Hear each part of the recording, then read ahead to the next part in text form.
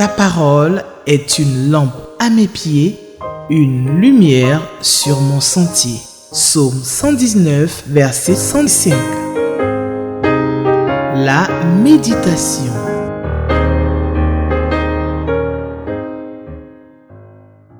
Chers bien-aimés, que la paix et la grâce de notre Dieu Tout-Puissant soient abondamment le partage de chacun de nous. Nous sommes les hommes les plus heureux de la terre, car Dieu nous a donné le privilège de le connaître, de connaître le véritable, et nous sommes dans le véritable. Nous sommes les enfants du Dieu vivant, créateur du ciel et de la terre. Nous sommes les frères bien-aimés et les co-héritiers de son Fils Jésus-Christ. Chaque jour, notre Père nous donne l'opportunité de lire et de méditer sa parole pour nous rapprocher de lui, pour nous rappeler ces bienheureuses promesses qui nous font tant de bien, pour nous permettre de lui ressembler davantage comme ses fils. Le psaume 82 fera l'objet de notre méditation de ce jour. Nous répondrons aux questions 1 et 2. Nous prions avant de lire et de méditer la parole de Dieu. Prions. Notre Dieu, notre Père, nous ne cesserons jamais de te dire que nous sommes des privilégiés. Tu nous donnes chaque jour l'occasion de nous rapprocher de toi, de parler avec toi, de venir auprès de toi pour recevoir des conseils. Merci, notre Dieu, de nous parler ce matin, de nous aider à vivre ta parole, de nous aider à te ressembler davantage, pour nous rappeler tes promesses qui nous font du bien. Merci, notre Dieu, pour chacun de nous, pour la vie que tu nous donnes. Bénis ta parole au nom de Jésus. Amen. Nous lisons le psaume 82. Psaume d'Asaph. Dans le tribunal divin, Dieu se tient au milieu des dieux. Il rend la justice. Ah! Jusqu'à quand défendrez-vous les injustes et prendrez-vous le parti des méchants? Défendez le faible, l'orphelin. Soyez justes à l'égard du pauvre. Libérez le faible et le misérable. Délivrez-les de la main des méchants. Mais ils ne comprennent rien. Ils ne savent rien. Ils avancent tâtonnant parmi les ténèbres. Tous les fondements des pays du monde en sont ébranlés. J'avais dit, vous êtes des dieux. Oui, vous tous, vous êtes des fils du Très-Haut. Cependant, vous périrez comme tous les hommes. Vous serez déchus comme les chefs des nations. Ô Dieu, lève-toi pour juger le monde, car tu as pour possession toutes les nations. Nous allons maintenant méditer la parole de Dieu. Et la première question va nous permettre de l'observer pour faire ressortir les versets qui parlent des choses et des personnes. De quoi nous parlent ces versets? Versets 1 à 4 de la cour divine, la cour de justice de Dieu, le tribunal divin, l'assemblée divine, du pouvoir divin des juges, des arrêts de justice de Dieu, ses décisions de justice. Cette image de cour, de tribunal divin, évoque la scène du jugement dernier. Ce texte nous parle aussi de faux jugements, de fausseté, d'injustice, des faveurs qui sont accordées à la partie coupable, d'acquittement du droit des faibles, des orphelins et des malheureux, de l'aide que Dieu nous demande d'apporter aux plus petits, de la délivrance que nous devons apporter aux opprimés et de la main des méchants. Les versets 5 à 8 nous parlent du manque de connaissance, des ténèbres, des fondements des nations qui sont ébranlés, de la mort de tous les êtres humains, du jugement de Dieu, de l'héritage de Dieu, de la terre et des nations. De qui parlent ces versets? Au verset 1, Asaph chante dans la maison de Dieu. au temps du roi David. Ce texte aussi nous parle de Dieu, le suprême juge de toute la terre, qui se tient dans le tribunal divin pour juger les nations.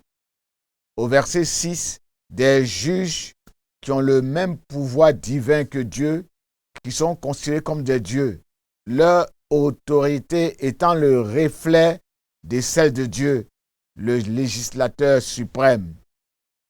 Aller devant le juge, c'est aller devant Dieu.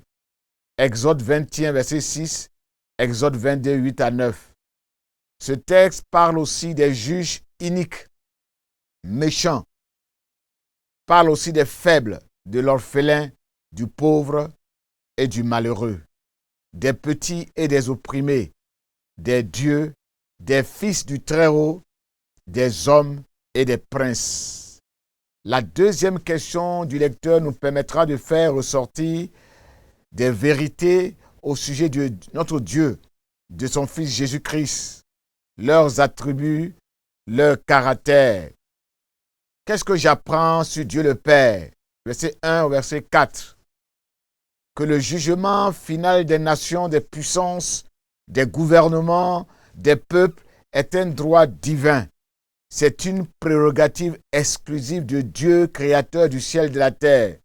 C'est le droit absolu de Dieu de demander des comptes à ceux à qui il a confié des responsabilités, des missions, afin de vérifier si les puissants de la terre, les juges, ses gouvernants, gouvernent, administrent ses lois avec droiture, équité et justice. Dans le cadre de ce jugement, Dieu s'entoure de juges au pouvoir divin. Il leur délègue ses prérogatives.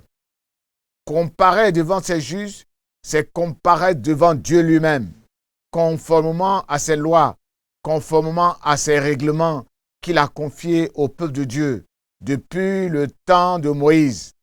Et ces règlements sont résumés dans les 10 commandements. Dieu, bien-aimé, est un bon pédagogue qui ne cessera jamais de rappeler aux hommes, à son peuple, ses missions, ses mandats, ses devoirs. Dieu dit, vous devez juger avec droiture.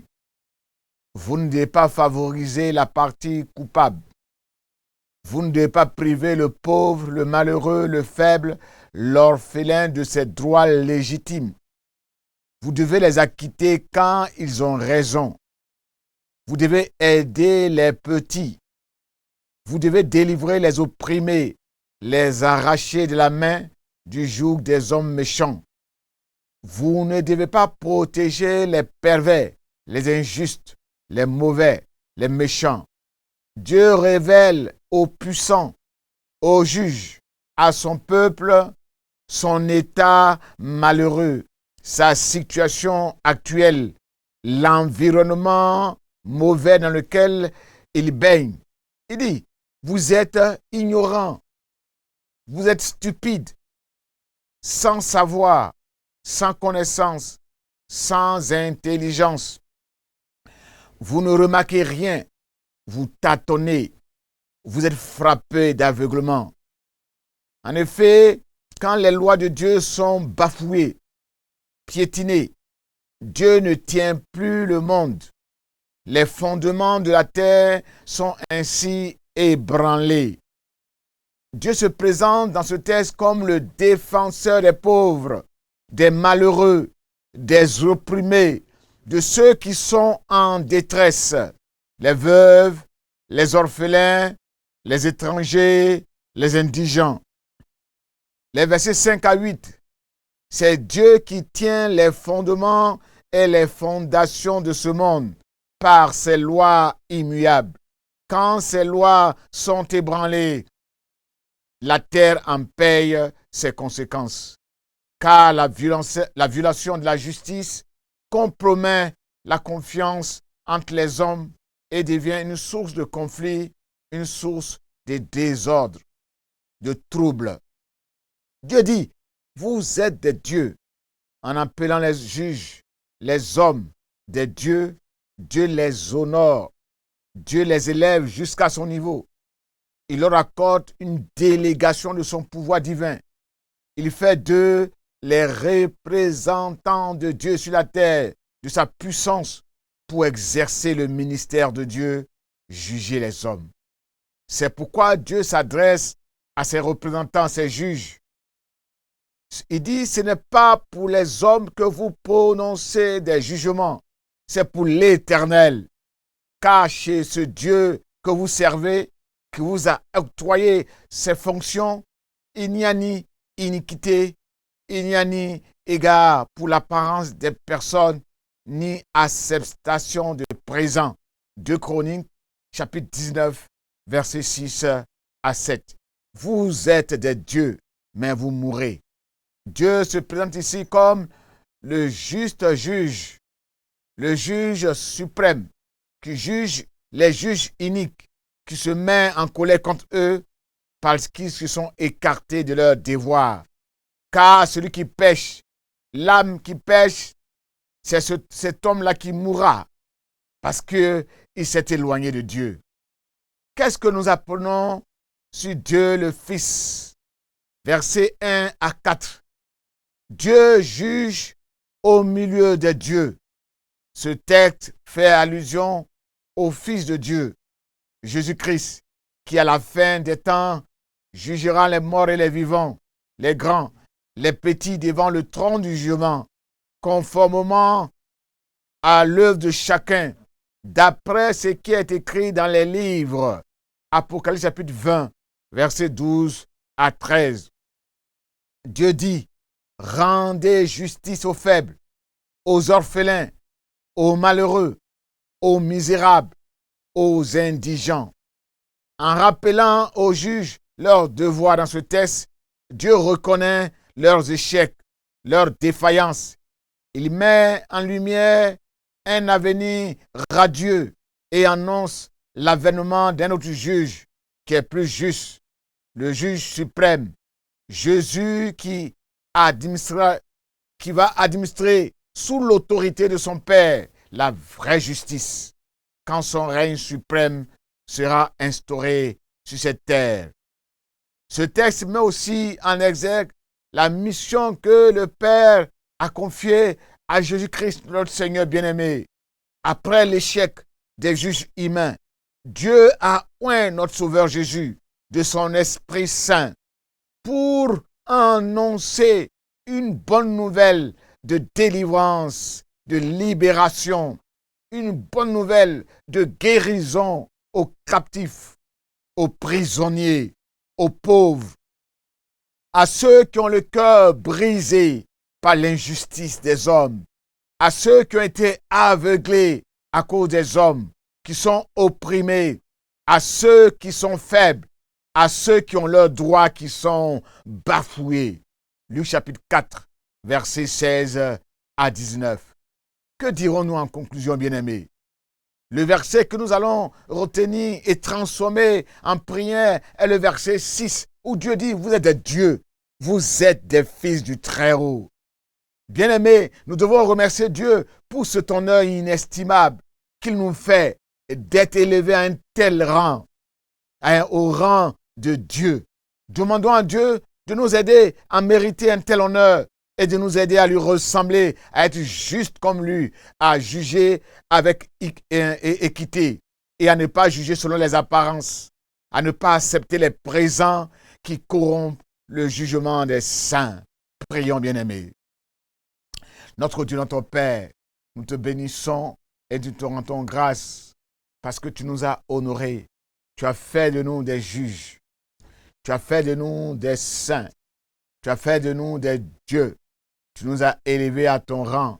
Tu nous as confié la mission d'être juste comme toi tu es juste. De ne pas juger selon les apparences. De ne pas nous laisser compromettre par les cadeaux, par tout ce qui est inique, tout ce qui ne glorifie pas ton nom. Mais tu nous appelles à juger selon les lois et les commandements de Dieu.